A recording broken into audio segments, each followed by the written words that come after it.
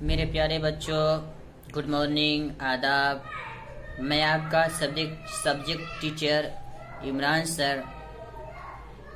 आज के इस वीडियो में मैं आपकी किताब से गज़ल के बारे में कुछ बताऊंगा और गज़ल को पढ़ाने की कोशिश करूंगा।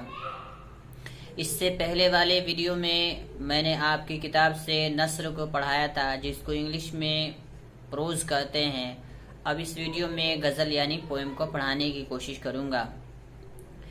तो मेरे प्यारे बच्चों, आप यूँ समझ लीजिए, गज़ल का असल माना जो होता है वो अरबी का लफ्ज़ है, जिसका असल माना ये होता है कि औरतों की हुस्न खूबसूरती और उनके जमाल को बयान करना। तो वो शायरी जिसे हम गज़ल कह सकते हैं, उसमें बुनियादी तौर पर इश्किया बातें ज़रूर होती है, लेकिन आहिस्ता आहिस्ता चलकर गज़ल में दूसरे मज़ामीन भी शामिल होते गए हैं। दूसरे टॉपिक और दूसरे मज़मून के ऊपर भी गज़लें कही जाने लगी है। तकरीबन हर तरह की बातें गज़ल में शामिल और इंक्लूड हो गई हैं।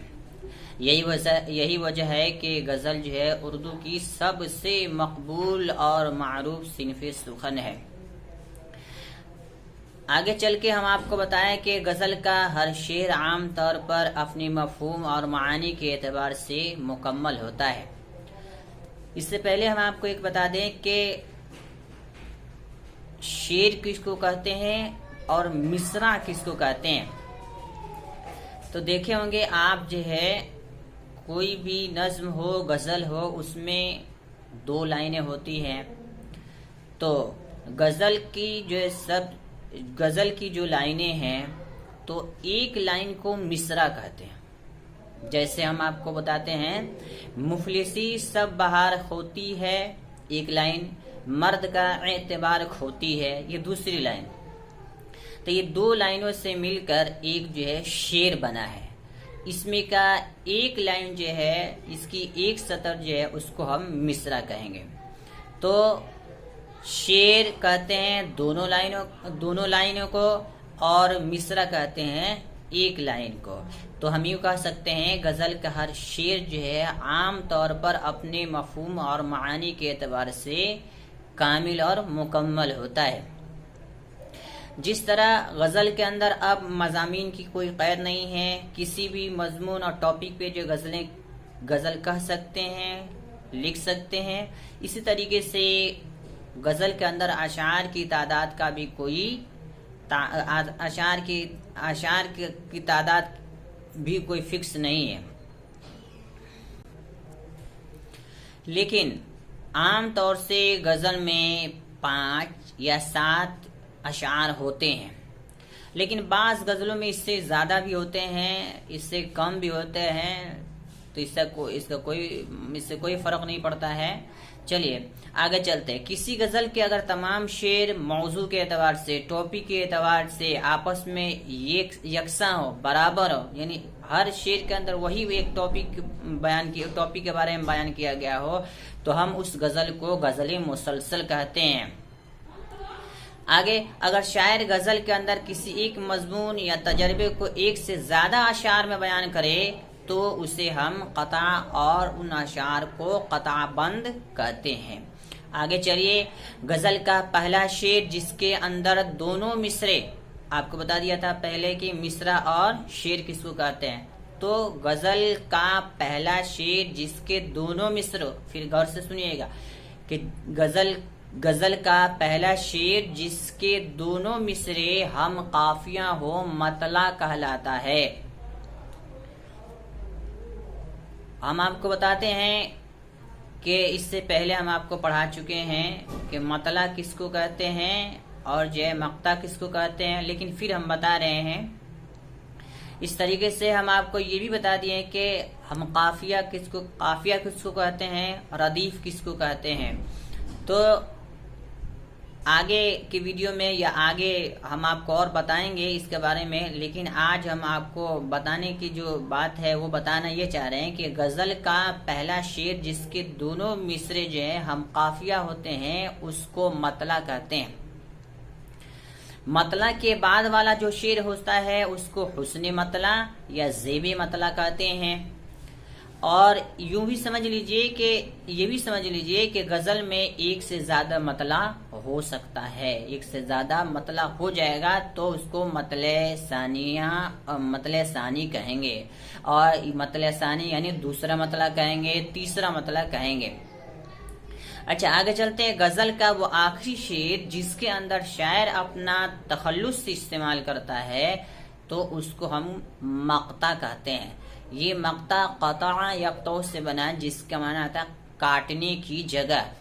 مطلب یہ ہوتا ہے کہ اب شاعر جو ہے اپنی بات جو ہے کمپلیٹ کرنا چاہتا ہے اور اپنی غزل کو ختم کرنا چاہتا ہے۔ تو پیارے بچوں، مجھے امید ہے میں سمجھ سکتا ہوں کہ غزل کے بارے میں یہ بنیادی باتیں آپ کو سمجھ میں آ گئی ہوں گی۔ تو آگے اپنی بات بڑھاتے ہوئے ہم آپ کو بتا دیں کہ غزل کے بارے میں جب معلومات حاصل ہو گئی تو آپ کی کتاب میں جو پہلی غزل ہے جس کے مصنف جس غزل کو لکھنے والے ہیں ولی محمد ولی ہیں، ان کے بارے میں آپ جو اپنی کتاب سے معلومات حاصل کر لیں گے، ان کی حالات زندگی کو جان لیں گے، سمجھ لیں گے، لیکن ہم ان کے بارے میں بتانے سے گریز کر رہے ہیں، بچ رہے ہیں تاکہ ویڈیو جو ہے زیادہ لمبا نہ ہو جائے۔ تو چلیے ان کی جو غزل ہے اس کے بارے میں ہم آپ کو بتاتے ہیں۔ ہم جو ہے غزل کی لائنیں پڑھیں گے، پھر اس کے بعد سے اس کو تشریح کر کے ہم بتائیں گے۔ تو ان کی غزل ہے ایک جس کے اندر وہ بیان کر رہے ہیں، وہ کیا ہے؟ مفلسی سب بہار کھوتی ہے، مرد کا اعتبار کھوتی ہے۔ ان کی غزل کے یہ اشعار ہم کو زبانی یاد ہے اس لیے ہم آپ کو بتا رہے ہیں، ورنہ ہم بورڈ پہ لکھ کے ہم آپ کو بتاتے، آپ کی کتاب میں لکھی بھی ہوئی ہے اور ان کی یہ غزل، تو اس طریقے سے سمجھنے میں کوئی مشکل اور پریشانی نہیں ہوگی۔ چلیے، مفلسی سب بہار کھوتی ہے، مرد کا اعتبار کھوتی ہے۔ میرے پیارے بچوں، اس شعر کا مطلب ہم کو سمجھنا ہے کہ آخر اس کی تشریح اور اس کی تشریح کیا ہوگی، اس کا مطلب کیا ہوگا۔ تو ہم آپ کو بتا دیں کہ کسی بھی شعر کو سمجھنے کے لیے یہ بات ضروری ہے کہ اس کے اندر جو اردو ہوتی ہے اس اردو کو آگے پیچھے کر دیا جاتا ہے۔ تو سب سے پہلے ہم یہ کریں گے کہ اس کی اردو کو صحیح کر دیں گے۔ جیسے آپ لوگ پڑھے ہوں گے انگلش میں جمبل ورڈ کہ آگے کا پیچھے کا آگے کر دیا جاتا ہے، یعنی بے ترتیب الفاظ۔ جیسے آپ اردو میں پڑھے ہوں گے کہ بے ترتیب الفاظ کے آگے کا پیچھے کا آگے کر دیا جاتا ہے۔ تو غزل کے اندر وزن کو بیٹھانے کے لیے، نظم کے اندر وزن کو بیٹھانے کے لیے الفاظ کی ترتیب بدل دی جاتی ہے۔ برکر تو ہم بتانا یہ چاہ رہے ہیں کہ مفلسی سب بہار کھوتی ہے، مرد کا اعتبار کھوتی ہے۔ تو چلیے اس غزل کا جو یہ شعر ہے، اس شعر کی جو اردو ہوگی وہ صحیح اردو کیا ہوگی، ہم آپ کو صحیح کر کے بتاتے ہیں۔ وہ کیا ہے؟ مفلسی کی وجہ سے غریب آدمی سب کچھ، ساری خوشیاں، سارے بہار اس کے ہاتھ سے چھین جاتے ہیں، سب کچھ جو ہے بہار کھو دیتا ہے، ساتھ ہی ساتھ اس کے اوپر کوئی اعتبار بھی نہیں کرتا ہے۔ تو اب ہم یہ سمجھ لیجئے، اب آپ یہ سمجھ لیجئے کہ اس شعر کا مطلب یہ ہوا کہ غربت کی وجہ سے، اور غربت یعنی غریبی کی وجہ سے انسان کے اوپر دوسرے لوگ بھروسہ نہیں کرتے ہیں۔ اس غریبی کی وجہ سے انسان جو ہے جتنی خوشیاں اور جتنی مسرتیں اس کے دامن میں ہونی چاہیے وہ کھو دیتا ہے۔ تو اس طریقے سے اس شعر کا مطلب ہم اس طریقے سے یہ بیان کر سکتے ہیں۔ تو میرے پیارے بچوں، غزل کا ایک شعر جو ہے اس کا مطلب ہم بیان کر چکے ہیں۔ اب دوسرا شعر ہے، کیونکہ حاصل ہو مجھ کو جمعیت، زلفیں تیری قرار کھوتی ہے۔ تو اس کے مشکل الفاظ کو ہم حل کرنے کی کوشش کرتے ہیں۔ مجھ جبکہ ہم لوگ آپس میں بولتے ہیں، لکھتے ہیں مجھ، میم جیم اور اس کے اندر دو چشمی ہے ضرور ملاتے ہیں، لیکن ولی محمد ولی نے اس اپنے غزل کے اندر میم اور جیم ہی پر صرف انہوں نے اکتفا کیا ہے اور مجھ لکھا ہے۔ बरकरार। जमीयत का माना आता है सुकून, ठहराव और करार। आगे जुल्फ का माना तो आप लोग जानते हैं, जुल्फ का माना आता है बालों की लट जो कान के पास कनपट्टी तक जो है लटकती है। बरकरार जुल्फ का माना बाल के आते हैं। चलिए तो इस शेर का मतलब हल करने की कोशिश करते हैं। वो ये है कि वली कहते हैं कि ऐ महबूब तेरी जुल्फें, तेरे बाल, तेरे गेसू इस कदर हसीन और जमील हैं, इतने खूबसूरत हैं कि उन्हें देखकर मेरी तबीयत हमेशा बेचैन रहती है, मेरे दिल को करार नहीं आता। ये शायरों की एक तरीके से जो आदत है कि एक महबूब की एक एक चीज़ को जो है एक एक चीज़ की खूबसूरती और उसकी तारीफ़ करते हैं, उसकी खूबसूरती को बयान करने की कोशिश करते हैं।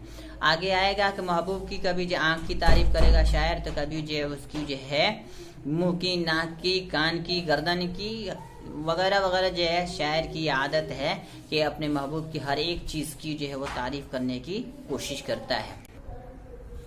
चलिए अब तीसरा शेर उसको पढ़ते हैं और हल करने की कोशिश करते हैं। तीसरा शेर है, हर सहर शोह की निगाह की शराब मुझ अक्खा का खुमार खोती है। इस शेर के सबसे पहले मुश्किल अल्फाज को हल करने की कोशिश करते हैं। वो ये है कि सहर का माना आता है सुबह, तड़का, और शोह का माना आता है शरीर, गुस्ताख, तेज वगैरह वगैरह, और महबूब के लिए इस्तेमाल किया जाता है इसको। निगाह का माना निगाह, नज़र, आँख वगैरह, अक्खा यानी आँखें, खुमार का माना आता है नशा, सरशारी वगैरह। तो इस शेर को हल करने की कोशिश करते हैं। इस शेर का मतलब ये है कि शायर ये कह रहे हैं, यानी वली मोहम्मद वली ये कह रहे हैं कि मेरे महबूब की निगाह में इतना नशा है कि हर सुबह जब उसे देखता हूँ तो मेरी आंखों का खुमार उतर जाता है, ख़त्म हो जाता है। चलिए आगे का शेर, चौथा शेर जो है उसको हल करने पढ़ते हैं पहले और उसको हल करने की कोशिश करते हैं। तो चौथा शेर ये है, क्योंकि मिलना सनम का तर्क करूं, दिल बरी इख्तियार खोती है। तो प्यारे बच्चों, इस शेर का मतलब समझने से पहले जो है उसके मुश्किल अल्फाज को हल करने की कोशिश करते हैं। सनम का माना आता है बुत, यहाँ महबूब और माशूक मुराद है। तर्क करना, छोड़ देना, और दिलबरी का दिल को मोह लेना, दिलकशी, प्यार होना। बरकत। तो चलिए, महबूब आमतौर पर महबूब अपने आशिक से या आशिक अपने महबूब से सच्चा प्यार करता है, तो महबूब जब अपने आशिक को सताने की कोशिश करता है, उसको परेशान करने की कोशिश करता है, उसको जलाता है, यूं कहिए तो उसको जलाता है, तो आशिक उससे जो है जल कर जो अपना ताल्लुक ख़त्म करने की कोशिश करता है, मगर ऐसा कर नहीं पाता क्योंकि तो उसके देखिए बगैर उसको चैन नहीं आता, उसको सुकून नहीं मिलता। तो वली कहते हैं कि मेरे महबूब की अदाएं और अंदाज दिल को इस कदर अजीज है कि मैं चाहने के बावजूद भी उससे अलहदा नहीं हो सकता हूँ। ये शेर का मतलब है। चलिए आगे का शेर को हल करने की कोशिश करते हैं। सबसे पहले उसको पढ़। तो चलिए, गज़ल का जो आखिरी जो शेर है जिसके अंदर जो है वली ने अपना तखल्लुस इस्तेमाल किया है, वो शेर ये है, ऐ वली आब उस परी रूह की मुझ सीने का गुबार खोती है। आपको बताएं इसके अंदर मुश्किल अल्फाज क्या है। आप, तो आपका माना पानी, रौनक, चमक, आंसू, ये सब आते हैं। परी रूह का मतलब होता है परी जैसा हसीन चेहरा, यानी खूबसूरत चमकता दमकता चेहरा। सीने तो जानते हैं, सीना, इसके अंदर जो है या को हज़फ कर दिया गया है, ये को हज़फ कर दिया गया है, यानी इसमें बगैर ये के लिखा गया है। और गुबार तो जानते हैं, रंज, मलाल, आजुर्दगी और धूल मिट्टी वगैरह भी आता है। तो इस शेर के जो मुश्किल अल्फाज हैं उसको हल करने के बाद आगे बढ़ते हैं और हम इसका मतलब बयान करने की कोशिश करते हैं और बताते हैं। वली कहते हैं कि मेरा महबूब परी की तरह हसीन, जमील, खूबसूरत इस तरीके से है कि उसका चमकता हुआ रौनक चेहरा देखता हूँ तो मेरे सीने में जो रंज और गम है वो सारे के सारे गम और दुख दर्द सब खत्म हो जाते हैं। اس طریقے سے جو ہے شاعر جو کو کہہ سکتے ہیں کہ شاعر نے جو ہے اپنے محبوب کے چہرے کی تعریف کی ہے. اس شعر کے اندر ولی محمد ولی نے اپنے محبوب کی چہرے کی خوبصورتی کو بیان کیا ہے. کہا ہے کہ میرے محبوب کا چہرہ اتنا حسین اور جمیل اور خوبصورت ہے، نہایت ہی جاذب نظر ہے کہ ایک بار جب دیکھ لیتا ہوں تو میرے دل کے اندر جو بھی دکھ، درد، تکلیف ہے وہ سب کے سب جو ہے ایک بار کی جھلک میں، ایک بار کے دیکھنے سے وہ سب کے سب ختم ہو جاتے ہیں. تو میرے پیارے بچوں، آپ کو مجھے امید ہے کہ سمجھ میں آ گیا ہوگا. ان سارے اشعار کے جو مطالب ہے سب سمجھ میں آ گئے ہوں گے. اس کے بعد کا نمبر آتا ہے سوال و جواب کا. تو آپ کی کتاب میں سوال و جواب لکھے ہوئے ہیں، آپ اس کو حل کریں گے اور اس کو زبانی یاد کرنے کی کوشش کریں گے. آج کے اس ویڈیو میں بس اتنا ہی. نیکسٹ ویڈیو میں نیکسٹ چیپٹر اور نیکسٹ اگلا سبق ہم پڑھائیں گے. تب تک کے لیے ہمیں اجازت دیں. شکریہ. آداب.